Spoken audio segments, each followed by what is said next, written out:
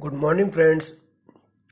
Turbo engineering and heat transfer जो subject है हमें 303, उसमें हमने लास्ट टर्म में स्टीम टरबाइन और क्लासिफिकेशन ऑफ स्टीम टरबाइन के बारे में स्टडी किया था इसके फर्स्ट पार्ट में। आज हम वर्किंग प्रिंसिपल और ऑपरेशन बेस पर जो स्टीम टरबाइन है, जैसे हमने लास्ट टर्म में हमने स्टडी किया था कि वर्किंग प्रिंसिपल और ऑपरेशन बेस पर जो स्टीम टरबाइन है वो दो तरह के होते हैं। एक तो impulse turbine, other one is the reaction turbine. तो आज हम इसके बारे में बेसिक जानकारी लेंगे, इसके बारे में हम क्या करेंगे, स्टडी करेंगे। तो सबसे पहले हम ले लेते हैं इम्पल्स टरबाइन। तो classification based on the working principle और ऑपरेशन के आधार पर हमने क्या किया है, हमने देखा कि जो स्टीम टरबाइन होते हैं वो दो तरह के होते हैं। First one is the impulse turbine, other one is the reaction turbine. तो हम सबसे पहले इम्पल्स टरबाइन को स्टडी करते हैं। जैसे कि हमको पता है कि बॉयलर से जो स्टीम जनरेट होती है वो हाईली प्रेशर एंड टेम्परेचर पर जनरेट होती है।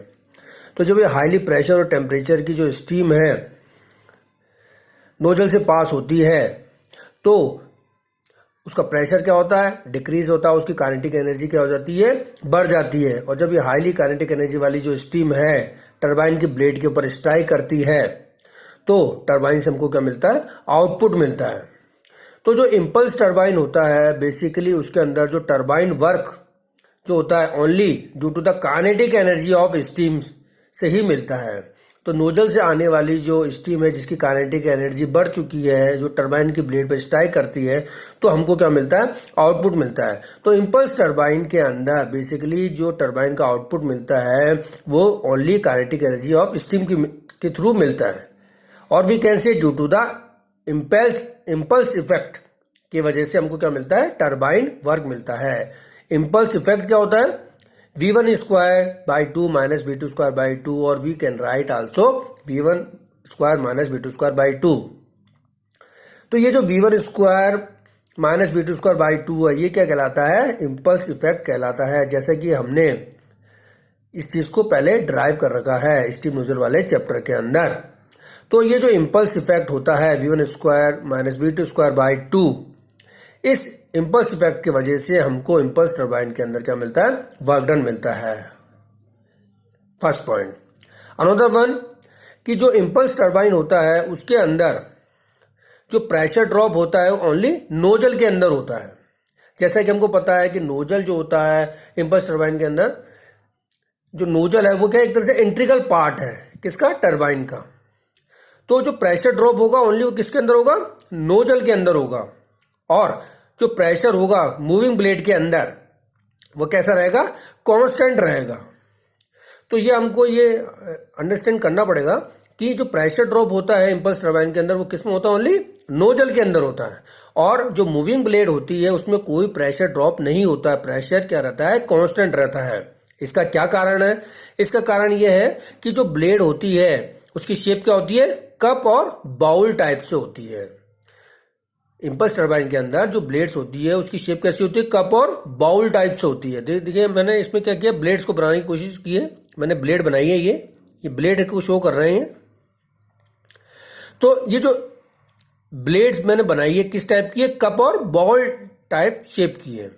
तो इन ब्लेड्स के बीच का जो एरिया होता है वो क्या रहता है, कांस्टेंट रहता है। तो जब स्टीम, ये क्या इनलेट है और ये आउटलेट है, स्टीम यहाँ से आएगी और इसमें स्ट्राइक करके फ्लो होती हुई यहाँ से क्या हो जाए, निकल जाएगी। तो ये इनलेट है, ये इनलेट है, दो ब्लेडों के बीच का एरिया ये है, ये इनलेट है और ये क्या है, आउटलेट है। तो चूंकि ब्लेड हमारी कप और बाउल टाइप से है तो जो स्टीम इनलेट से आती है और आउटलेट से निकलती है उसके लिए जो एरिया रहता है दोनों ब्लेडों के बीच का वो क्या रहता है, कांस्टेंट रहता है। तो ब्लेड्स के बीच का जो एरिया है वो क्या रहता है, कांस्टेंट रहता है। तो area between the blade constant, इसकी वजह से जब एरिया दोनों ब्लेड्स के बीच का एरिया कांस्टेंट है तो प्रेशर ड्रॉप क्या होगा, नहीं होगा। इसलिए प्रेशर क्या रहता है, कांस्टेंट रहता है इन मूविंग ब्लेड्स। तो इम्पल्स टरबाइन की कैरेक्टरिस्टिक्स ये है कि जो प्रेशर ड्रॉप होता है वो किसके अंदर होता है, नोजल के अंदर होता है। और प्रेशर क्या रहता है, कांस्टेंट रहता है किसके अंदर, मूविंग ब्लेड के अंदर। एंड जो भी टरबाइन वर्क मिलेगा due to the impulse effect की वजह से मिलेगा। और इम्पल्स इफेक्ट क्या है, v1 square minus v2 square by 2। और वी कैन से कि जो काइनेटिक एनर्जी और द स्टीम है, नोजल से आने वाली जो स्टीम है जिसके अंदर जो काइनेटिक एनर्जी है, उसकी वजह से हमको क्या मिलता है, टरबाइन से आउटपुट मिलता है। तो ये बेसिक क्या है, इसका प्रिंसिपल है। तो इम्पल्स टरबाइन है, तो इम्पल्स टरबाइन जैसे सिंगल स्टेज इम्पल्स टरबाइन होता है जिसके अंदर एक रिंग तो क्या होती है, नोजल की होती है, अनदर रिंग क्या होती है, मूविंग ब्लेड्स की होती है, जिसे कि हम क्या कहते हैं, डी लेवल टरबाइन भी कहते हैं। वो क्या है, सिंगल स्टेज इम्पल्स टरबाइन है। तो बेसिक हमको इम्पल्स टरबाइन के बारे में ये इंफॉर्मेशन पता होना जरूरी है। अब हम स्टडी करते हैं what is the reaction turbine. Another one is the reaction turbine. तो जैसे कि हमने क्लासिफिकेशन हमने बेस किया है वर्किंग प्रिंसिपल और ऑपरेशन के आधार पर, तो सेकंड वन क्या है, रिएक्शन टरबाइन है। तो रिएक्शन टरबाइन के अंदर जो भी हमको टरबाइन वर्क मिलता है ड्यू टू ओनली रिएक्शन की वजह से मिलता है, और भी कैसे, due to the relative velocity की वजह से मिलता है। मीन्स VR2 का स्क्वायर माइनस VR1 का स्क्वायर बाई 2। तो जो रिएक्शन टरबाइन होता है, उस रिएक्शन टरबाइन के अंदर टरबाइन का work due to the relative velocity और भी कैसे ओनली रिएक्शन की वजह से होता है, जिसको कि हम लिख सकते हैं VR2 का स्क्वायर माइनस VR1 का square by 2। Another important parameter is the कि जो रिएक्शन टरबाइन होता है उसके अंदर जो प्रेशर ड्रॉप होता है ओनली किसके अंदर, नोजल में तो होता ही होता है, साथ साथ जो प्रेशर ड्रॉप होता है वो मूविंग ब्लेड के अंदर भी होता है। तो रिएक्शन टरबाइन की मेन कैरेक्टरिस्टिक्स ये है कि इसके अंदर जो प्रेशर ड्रॉप होता है नोजल में भी होता है और मूविंग ब्लेड में भी होता है। इसका कारण क्या है कि रिएक्शन टरबाइन के अंदर जो ब्लेड की डिजाइन की जाती है, मूविंग ब्लेड की जो डिजाइन की जाती है वो किस टाइप की होती है, एरोफॉइल टाइप की होती है। किस टाइप की होती है, एरोफॉइल टाइप की होती है। तो देखिए मैंने ब्लेड्स को बनाया है, ये एरोफॉइल टाइप की ब्लेड्स को बनाया है।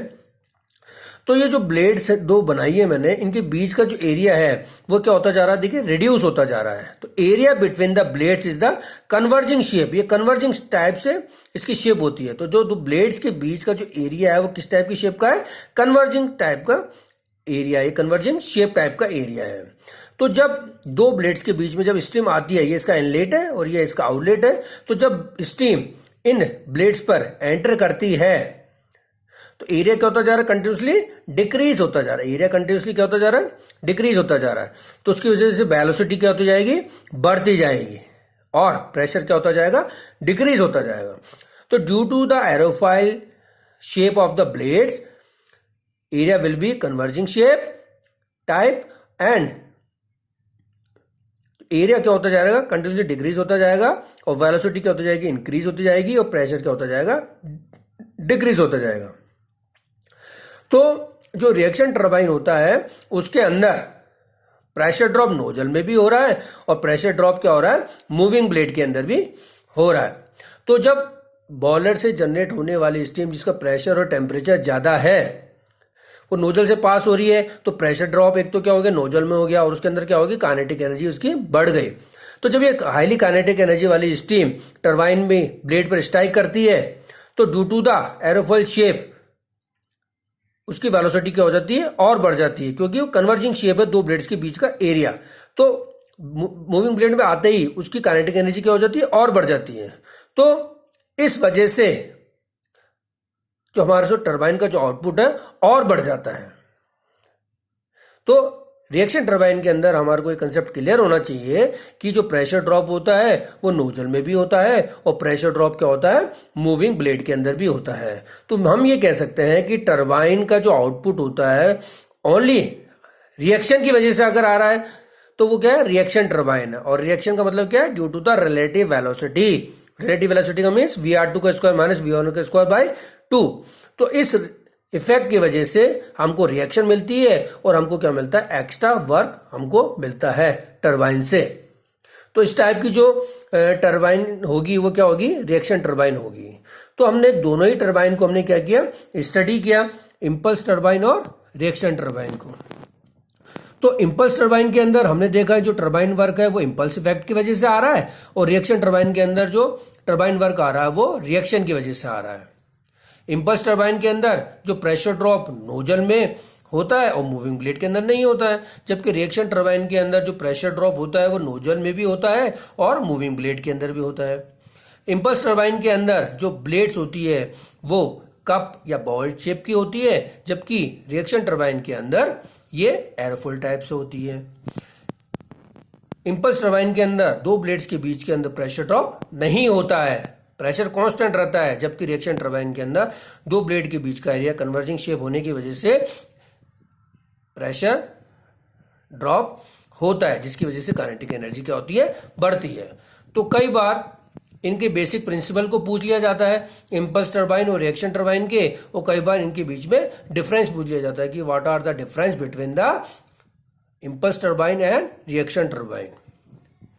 तो ये बेसिक चीजें आप लोगों को क्लियर हो गई होगी कि what is the impulse turbine and what is the reaction turbine. Thank you. Next turn पर हम कंपाउंडिंग ऑफ स्टीम टरबाइन के बारे में स्टडी करेंगे कि what is the compounding, compounding क्या होती है, उसका क्या कारण है, what are the types of compounding, velocity compounding क्या होती है, प्रेशर वेलोसिटी कंपाउंडिंग क्या होती है, प्रेशर कंपाउंडिंग क्या होती है, इसके बारे में हम क्या करेंगे, स्टडी करेंगे। Thank you.